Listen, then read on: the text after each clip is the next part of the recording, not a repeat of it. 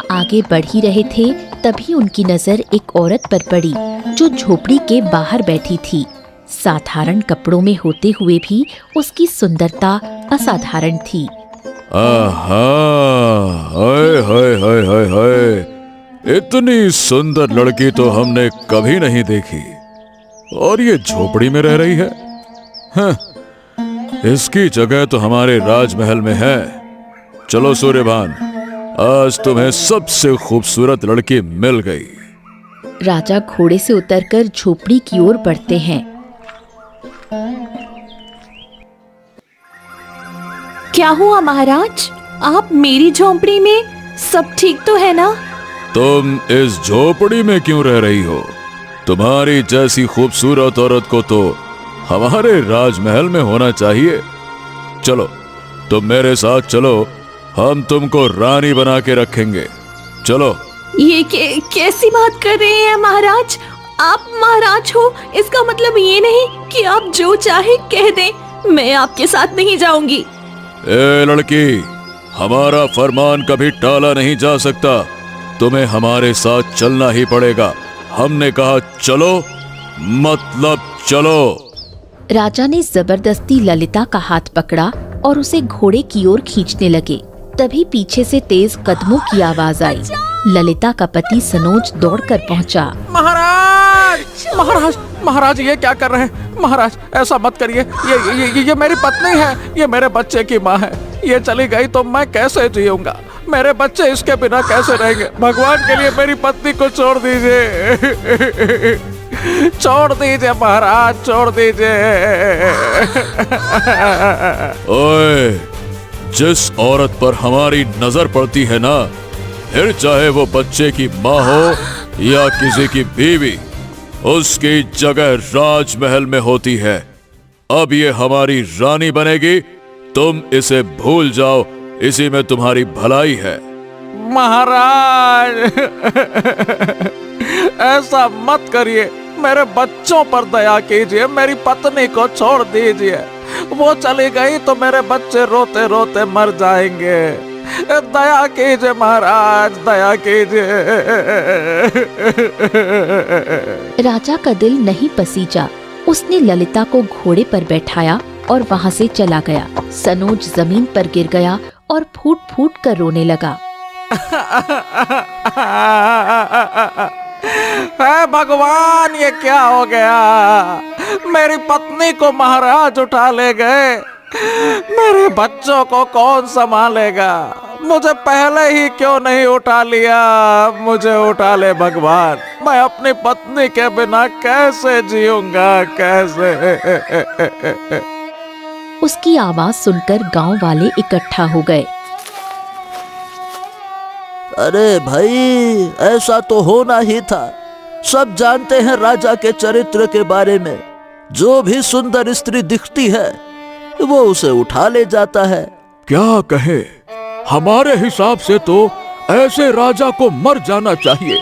अरे, सुंदर औरत को रानी बनाकर ले जाना, ये किस तरह का राजधर्म है? शर्म आती है ये कहते हुए भी कि ये आदमी हमारा राजा है। अब हम क्या कर सकते हैं काका? अगर कुछ बोलें तो मृत्यु दंड मिल जाएगा। अब तुम तो जानते ही हो कि वो कितना क्रूर है। हाँ, सही कहता है तू रवि। ऐसे राजा से कोई मुकाबला नहीं कर सकता। ए सनोज, जो होना था सो हो गया। होने को कोई नहीं टाल सकता। तेरी पत्नी अब कभी नहीं लौटेगी।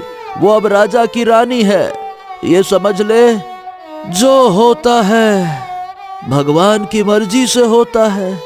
चलो भाई, हमारे गांव में ये कोई नई बात तो है नहीं।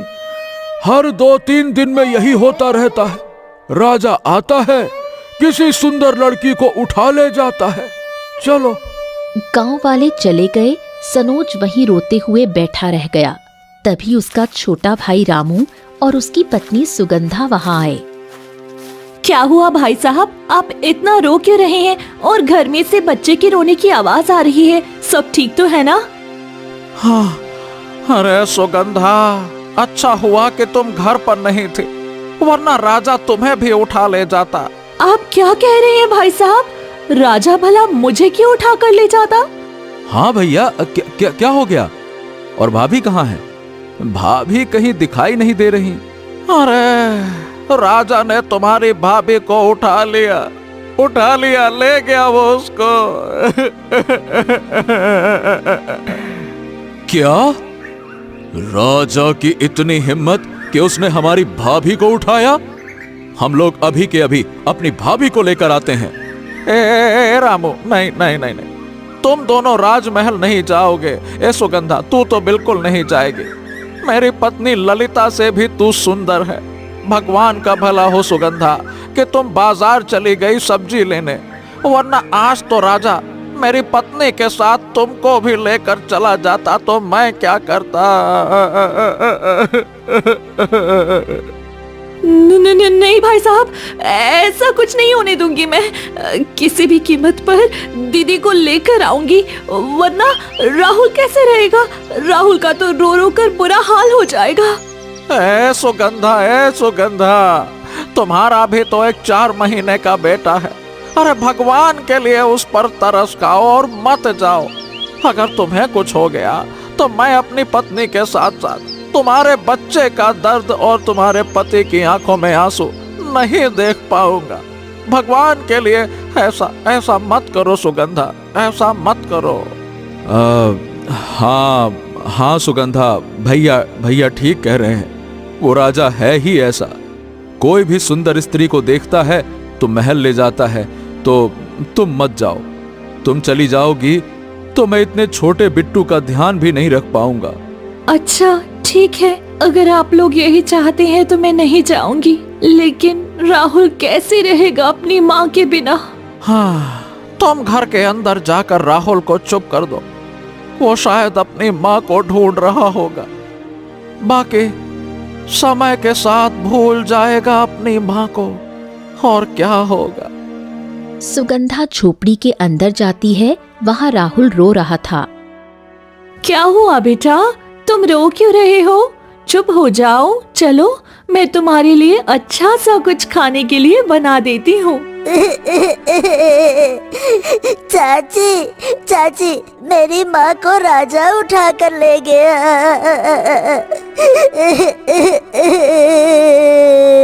तुम्हें कैसे पता बेटा? तुम तो सो रहे थे ना?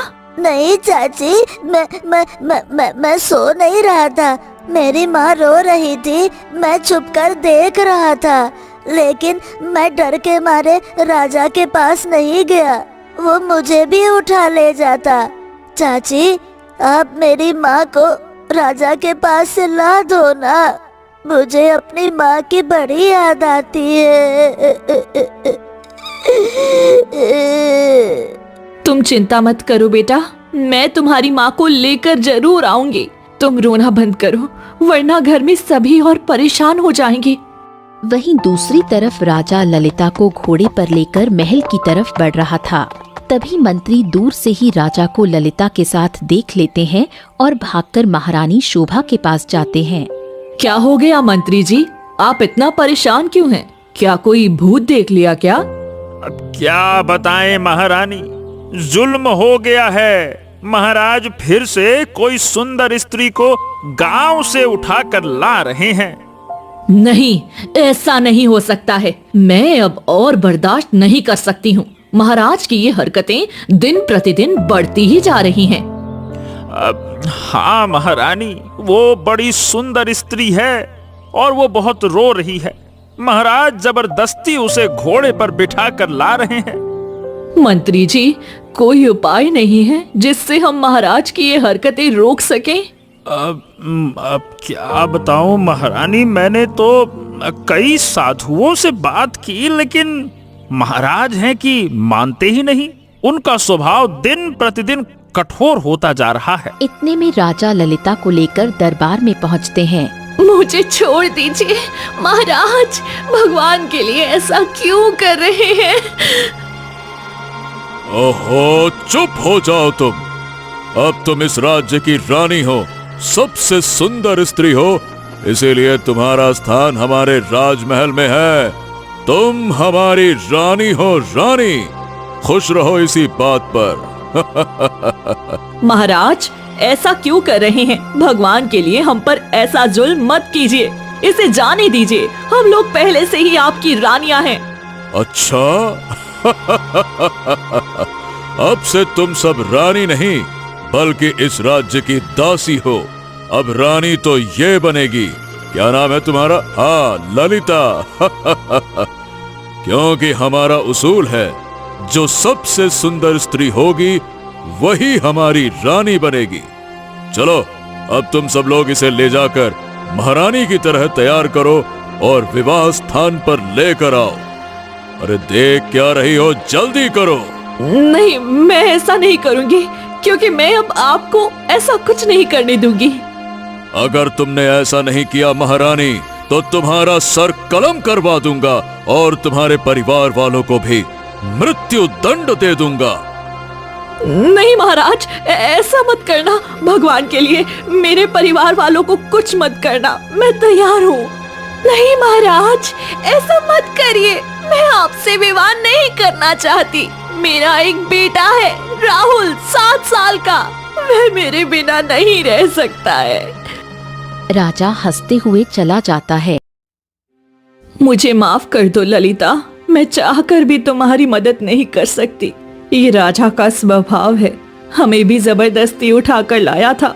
मेरी शादी होने वाली थी, तब मुझे मंडप से उठा लिया और फिर बाकी रानियों को दासी बना दिया। इसीलिए अब मुझे तुम्हें दुल्हन की तरह तैयार करना होगा। कुछ ही दिनों में ललिता और महाराज की धूमधाम से शादी होती है। समय बीतता है, धीरे धीरे राजा का मन ललिता से भी भर जाता है। ये समय भी बड़ा अजीब है। अरे बहुत समय हो गया है, कोई सुंदर स्त्री मुझे मिल ही नहीं रही। मुझे तो अब इससे भी सुंदर स्त्री को रानी बनाना है।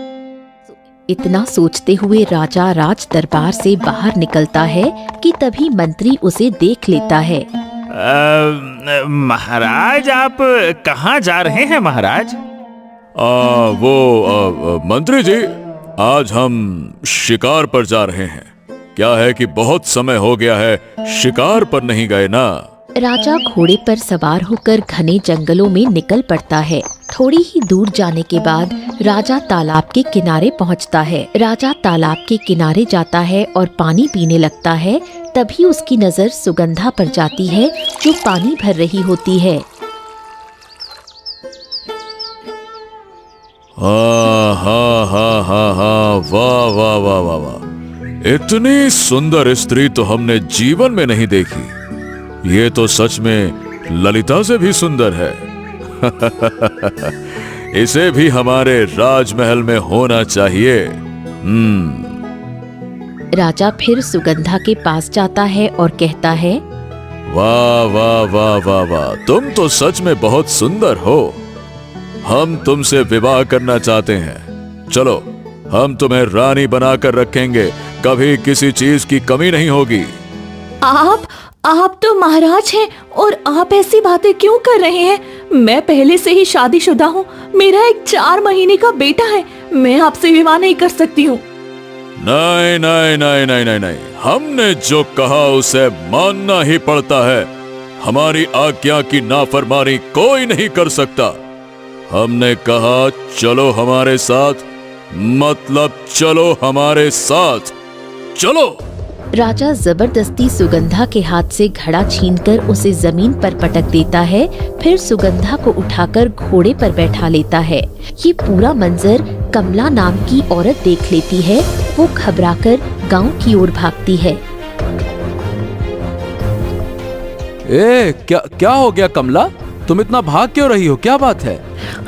अरे रामू, तुम्हें नहीं पता, तुम्हारी पत्नी को राजा उठाकर ले गया है। क्या? नहीं नहीं नहीं नहीं नहीं, ऐसा नहीं हो सकता। मेरी पत्नी को राजा कैसे उठाकर ले जा सकते हैं? वो तो तालाब पर पानी भरने के लिए गई थी ना। हाँ, और उसी समय वहाँ राजा भी पानी पीने आया था। उसने तुम्हारी पत्नी की सुंदरता देखकर उसे उठा लिया। नहीं नहीं नहीं नहीं नहीं, ऐसा नहीं हो सकता। मैं अपनी पत्नी को वापस लेकर आऊंगा। हाँ, नहीं भाई, नहीं नहीं नहीं, मत जा। वो राजा है, अगर तू गया तो वो तेरी जान ले लेगा, मत जा। नहीं भैया, मैं अपनी पत्नी को उस जल्लाद के हाथों में नहीं छोड़ सकता। मैं उसे वापस ला कर रहूंगा। रुक जा मेरे भाई, रुक जा। अभी वो उठा कर लेकर गया है, तुरंत कुछ नहीं करेगा। हमें एक दिन का वक्त दे, सोच विचार करते हैं, फिर आगे का फैसला लेंगे ना। थोड़ा आराम से रुक जा, मेरी बात मान। वहीं दूसरी तरफ राजा सुगंधा को लेकर राज दरबार पहुंचता है। ये क्या, राजा तो मेरी देवरानी को भी उठा लाया है। हे भगवान, अब मैं क्या करूं? मैं अपनी देवरानी को इस राजा के चंगुल में से कैसे बचाऊं? फिर ललिता डरती डरती राजा के पास जाती है। महाराज, ये आप क्या कर रहे हैं? इसे छोड़ दीजिए, मैं तो पहले से ही आपकी रानी हूं ना। नहीं नहीं नहीं नहीं, तुम इससे कम सुंदर हो और ये तुमसे ज्यादा सुंदर है। इसीलिए अब इस राज्य की रानी ये बनेगी और तुम कहलाओगी इस राज्य की दासी। नहीं महाराज, मुझे रानी बनने का कोई शौक नहीं है। मैं तो एक गरीब किसान की पत्नी हूँ और मैं उसी में खुश हूँ। ओहो मेरी प्यारी सुगंधा, देखो हम तुमसे दरख्वास्त नहीं कर रहे, हम तुम्हें आदेश दे रहे हैं कि तुम्हें हमारी रानी बनना पड़ेगा, और वो भी आज, इसी वक्त। मंत्री जी जाइए और पंडित जी को लेकर आइए, हमारा विवाह होने वाला है। खुश हो जाओ सुगंधा। कुछ ही समय बाद मंत्री पंडित को लेकर आता है। तो पंडित जी हमारे विवाह की तैयारी कीजिए। हम सुगंधा नाम की स्त्री से विवाह करना चाहते हैं, जो कि बहुत सुंदर है। नहीं नहीं नहीं नहीं नहीं नहीं, इस बार तो मैं किसी भी लड़की की जिंदगी बर्बाद नहीं होने दूंगा। क्या हुआ पंडित जी, ये आप सोच विचार क्या कर रहे हैं? जो कहा है वो कीजिए ना। महाराज, सबसे पहले तो आपको बधाई कि आप एक बार फिर से शादी करने जा रहे हैं। महाराज, मैं आपका इतने वर्षों से विवाह करवा रहा हूँ, लगभग आपकी कई शादियां करवा चुका हूँ, लेकिन इन सभी में आपके जीवन में विपत्तियां आती रही हैं। इसीलिए महाराज, मेरा मानना है कि ये विवाह आने वाली पूर्णिमा की रात के दूसरे पहर में होगा ना, तो आपके राज्य में बरकत होगी और ये स्त्री भी आपकी बाकी रानियों से कहीं अधिक सुंदर है। इससे आपकी आयु भी बढ़ेगी और धन भी बढ़ेगा। इसीलिए मेरा मानना है कि पूर्णिमा तक आप इसे महल में रखिए, फिर उसी रात दूसरे पहर में मैं आपका विवाह करवा दूंगा।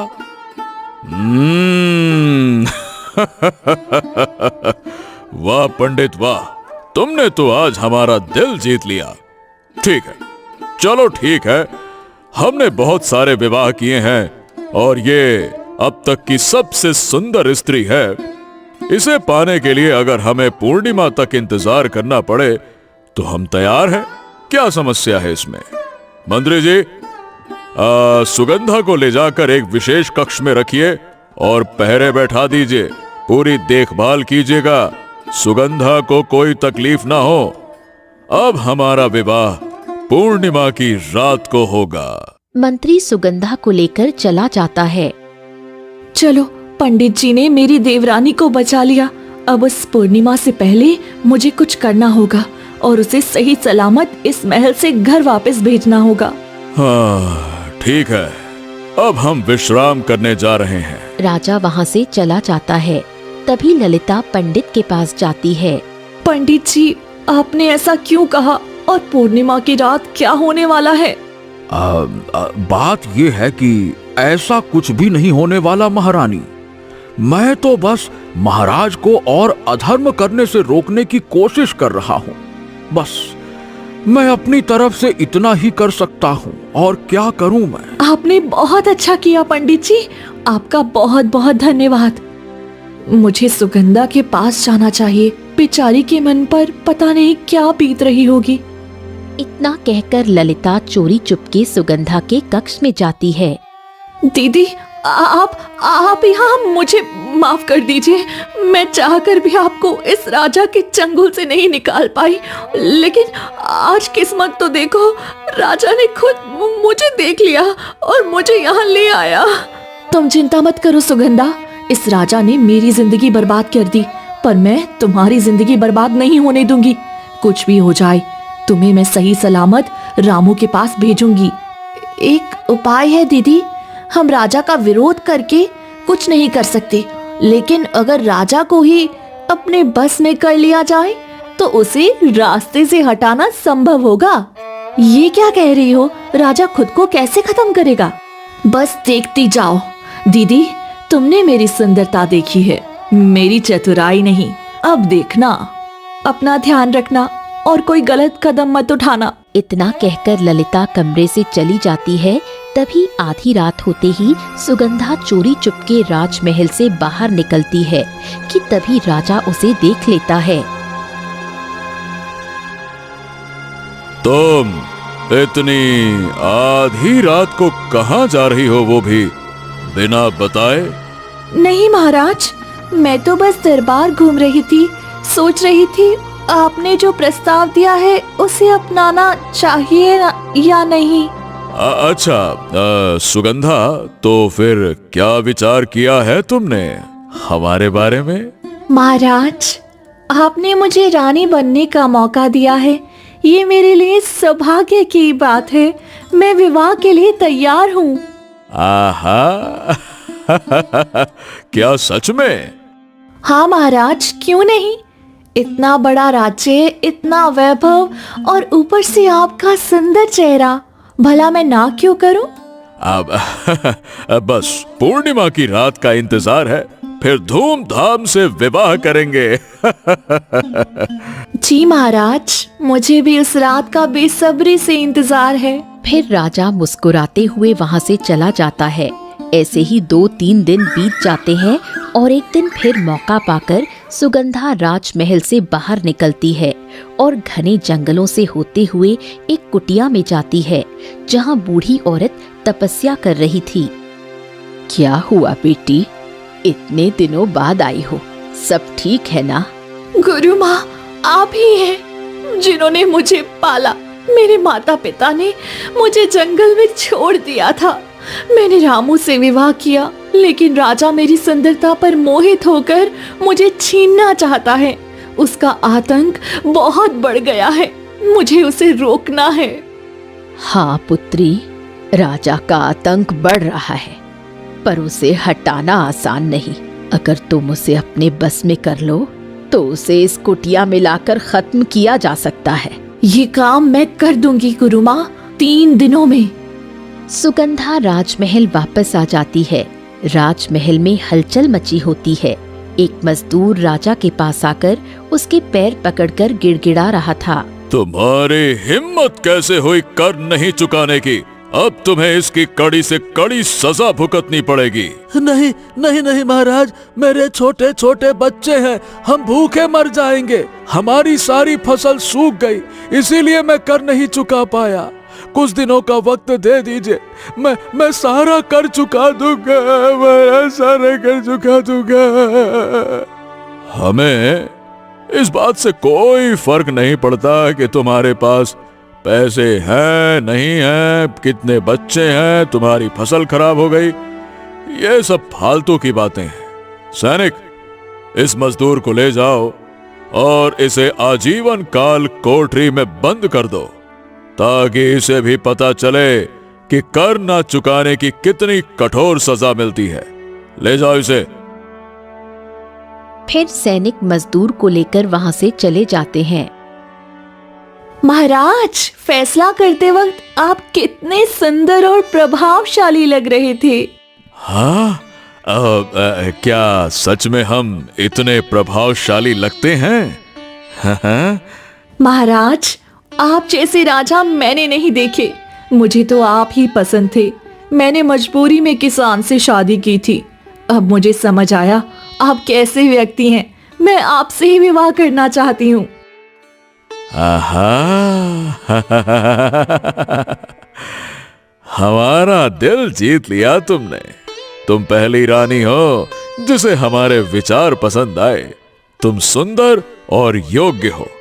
हम तुम्हारे लिए कुछ भी करेंगे।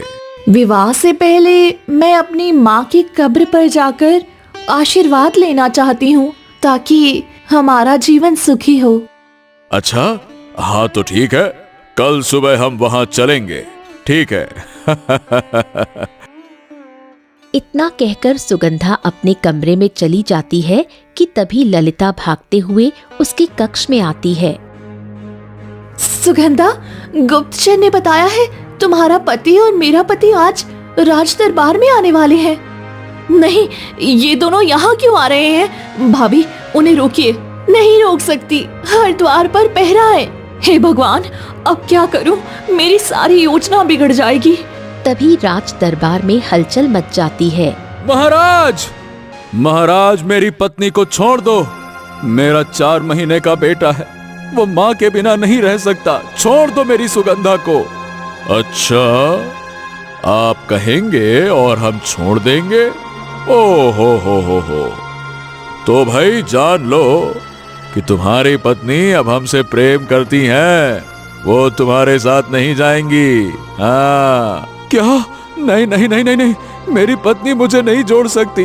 आप उसके साथ जबरदस्ती कर रहे हैं। मेरी पत्नी को छोड़ दीजिए ना। अच्छा जबरदस्ती? रुको, ये लो, तुम्हारी पत्नी आ ही गई। खुद उनसे पूछ लो। पूछो कि इन्हें कौन चाहिए, पूछो। हे भगवान, मैं पति चुनूं या राजा? अगर नरमी दिखाई तो राजा को शक हो जाएगा। हाँ, तो आइए महारानी सुगंधा, बताओ भाई, तुम्हारा पति इंतजार कर रहा है, जवाब दो।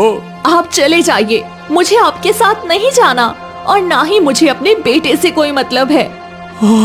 सुगंधा, ये कैसी बातें कर रही हो? हमारा 4 महीने का बेटा कैसे रहेगा? तुम्हारे बिना तो वो बेचारा। तुम तो मुझसे इतना प्रेम करती थी ना, फिर क्या हो गया? वह तो मेरी भूल थी कि मैं ना समझी में तुमसे प्रेम करती थी, लेकिन अब नहीं। अब मुझे महाराज मिल गए हैं और उनके पास इतना सारा धन दौलत है, तो मैं ये सब छोड़कर तुम्हारे साथ एक भिखारी जैसी जिंदगी नहीं जीना चाहती हूँ। अब तुम चले जाओ यहाँ से। सुन लिया तुमने? अपनी पत्नी के मुंह से सच्चाई सुनकर कैसा लग रहा है? हमें तो बड़ा अच्छा लग रहा है। चलो, अभी अपनी रोतलू शक्ल लेकर निकलो यहाँ से, और हमारी होने वाली रानी को आइंदा कभी परेशान करने की कोशिश भी मत करना, समझे? निकलो यहाँ से। मैंने कभी सोचा भी नहीं था कि तुम इतना बदल जाओगी सुगंधा। राजा की ऐशो आराम की जिंदगी देखकर तुम मुझे और मेरे बच्चों को भूल जाओगी।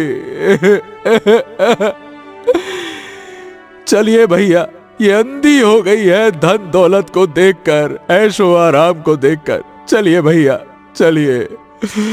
दोनों भाई उदास होकर चले जाते हैं। सुगंधा, तुमने बहुत सही फैसला किया और अपने पति को तुमने बहुत सही सबक सिखाया।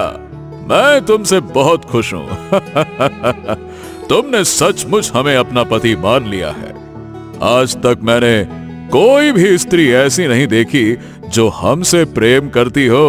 ओए हाय हाय, सच कहें तो पहली बार हमें बड़ा अच्छा लग रहा है। हमारे दिल में ना ऐसे धुकधुकी सी हो रही है। बड़ा अच्छा लग रहा है कि कोई हमें पसंद कर सकती है। क्योंकि हर कोई तो हमसे नफरत ही करती आई है। आज मुझे तुम सबसे अलग खुशी दे रही हो।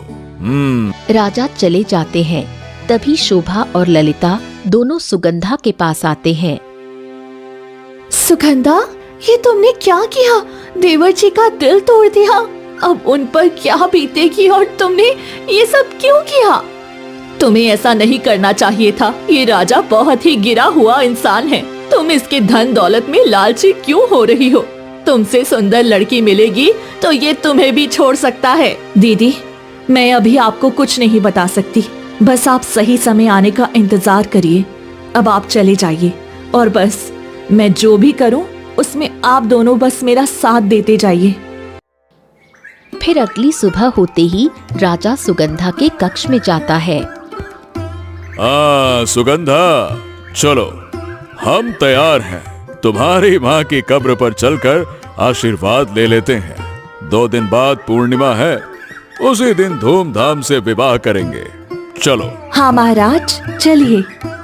फिर दोनों राजमहल से निकल पड़ते हैं और कई घंटे सफर करने के बाद घने जंगलों से होते हुए एक झोपड़ी में जाते हैं। हैं? ये क्या? तुमने तो कहा था कि यहाँ तुम्हारी माँ की कब्र है, लेकिन यहाँ तो एक बूढ़ी औरत है। तुम हमें यहाँ क्यों लेकर आई हो? राजा, तुम्हारा आतंक बहुत बढ़ गया है। अब तुम्हें तुम्हारी करनी का फल मिलेगा। तुम जैसी बूढ़ी औरत भला हमारा क्या बिगाड़ सकती है?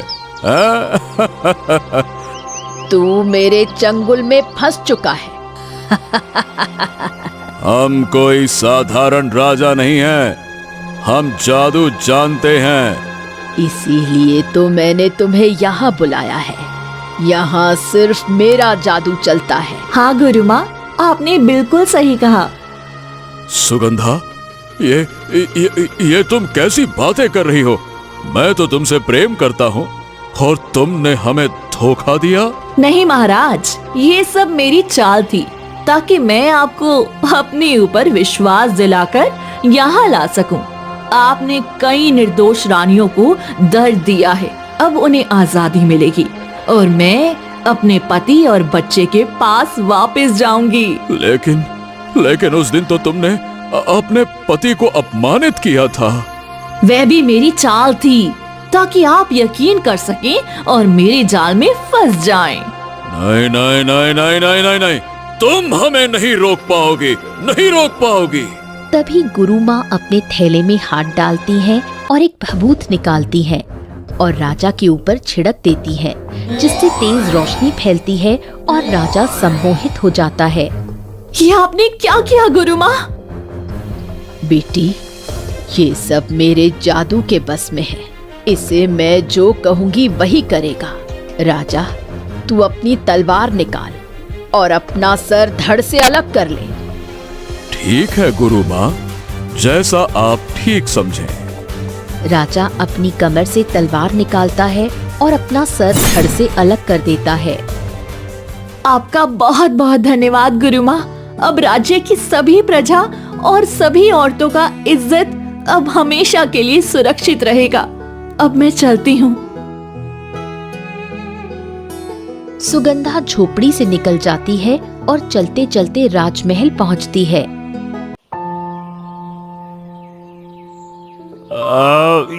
ये क्या हुआ महारानी? आप अकेली और महाराज कहीं दिखाई क्यों नहीं दे रहे? मंत्री जी, अब महाराज कभी दिखाई नहीं देंगे। उन्होंने जो कर्म किया उसके लिए उन्हें सजा मिल चुकी है। इतने में ही शोभा और ललिता भी आ जाती। तुमने बहुत अच्छा काम किया है सुगंधा। हम सबको उसके आतंक से तुमने आजाद करवा दिया है। नहीं दीदी, ये मैं अकेली नहीं कर पाती। अगर आप लोगों ने मेरा साथ नहीं दिया होता तो शायद मैं इस राजा को हमेशा हमेशा के लिए खत्म नहीं कर पाती। कहने को तो मैं उनकी पत्नी हूँ, लेकिन हम सबकी यही इच्छा थी कि तुम इस राज्य की गुरु माँ बन जाओ और सभी को एक सही मार्ग दिखाओ, क्योंकि राजा बिना ये राज्य अधूरा है और तुम्हारी चतुराई और तुम्हारे दिमाग से ही तुमने ये सब किया है। तो ये सब तुम्हारा ही है, तुम्हें ही इस राज्य को चलाना होगा। अगर तुमने ये राज्य नहीं चलाया तो फिर ये राज्य किसी गलत हाथों में चला जाएगा। हाँ शोभा, बिल्कुल ठीक कह रही हो। हाँ, हम आज ही पूरे राज्य में घोषणा करवा देते हैं कि आप इस राज्य के गुरु हैं और महाराज की जगह आप इस राज्य के तख्त पर बैठेंगी। ठीक है? अच्छा ठीक है, अगर आप लोगों की यही इच्छा है तो मुझे कोई आपत्ति नहीं है। मंत्री वहाँ से निकल पड़ता है और रामू के घर पहुँचता है, जहाँ रामू बैठकर रो रहा था। अब क्यों आए हो मंत्री? अब क्या बचा है मेरे पास? देखो रामू, तुम चिंता मत करो। तुम्हारी पत्नी सही सलामत और राज दरबार में है। राजा अब इस दुनिया में नहीं रहा, इसीलिए तुम्हारी पत्नी की चतुराई की वजह से उसने राजा को हमेशा के लिए रास्ते से हटा दिया और अब हम सब मिलकर तुम्हारी पत्नी को ही राज्य का गुरु बनाना चाहते हैं। इसीलिए तुम अब इस गरीबी वाली जिंदगी में नहीं जियोगे। चलो आओ, चलो राज दरबार चलते हैं, चलो। क्या क्या क्या सच में मेरी पत्नी मुझसे नफरत नहीं करती? वो मुझसे प्यार करती है? बिल्कुल 100%। देखो रामू, उस दिन तुम्हारी पत्नी ने जो कुछ भी राज दरबार में कहा था वो बस राजा को यकीन दिलाना चाहती थी। बस वो एक छलावा था, यूं समझ लो। ये बात सभी गांव वाले सुन लेते हैं। क्या बात कर रहे हो? सच में इसकी पत्नी ने ऐसा किया? हमने तो सुना ही था कि वो चतुर औरत है, लेकिन आज उसकी चतुराई को हमने देख भी लिया। वाह भाई, सही बात है। एक औरत चाहे तो अपने पति और परिवार के लिए बड़े बड़े राजा को भी मात दे सकती है। हाँ, तुम बिल्कुल ठीक कह रहे हो हरिया काका। अरे ऐसा सुंदर मौका तो कभी कभी आता है। चलो चलते हैं। फिर सभी गांव वाले रामू के साथ राज दरबार वापस आ जाते हैं। तभी सुगंधा रामू को देखते ही भाग कर जाती है और उसके गले लग जाती है। मुझे यकीन नहीं हो रहा सुगंधा कि तुम मुझे गले लगा रही हो। मैंने तो सोचा था कि मैंने तुम्हें खो दिया। हाँ मेरी सुगंधा। नहीं जी, कितने भी धन संपत्ति क्यों ना आ जाए, जिससे मैं प्रेम करती हूँ उसे मैं कभी नहीं छोड़ सकती। मैं आपसे और अपने बेटे से कभी भी दूर नहीं रह सकती, एक दिन भी नहीं। मैं तो बस राजा को रास्ते से हटाना चाहती थी। तो अब से हमारे इस राज्य को यही गुरु माँ संभालेंगी और ये इस राज्य की गुरु माँ है और इस सभा का भी यही निर्णय है। इसीलिए हम पूरे राज्य में घोषणा करते हैं, किसी को कोई आपत्ति नहीं है। नहीं हमें कोई आपत्ति नहीं है। इन्हीं की वजह से तो आज हमें क्रूर राजा से छुटकारा मिल पाया है। गुरु माँ सुगंधा की जय हो। इसके बाद पूरे राज दरबार में सुगंधा को गुरु माँ के नाम से जाना जाता है और वो खुशी खुशी अपने परिवार के साथ राज दरबार में रहने लगी।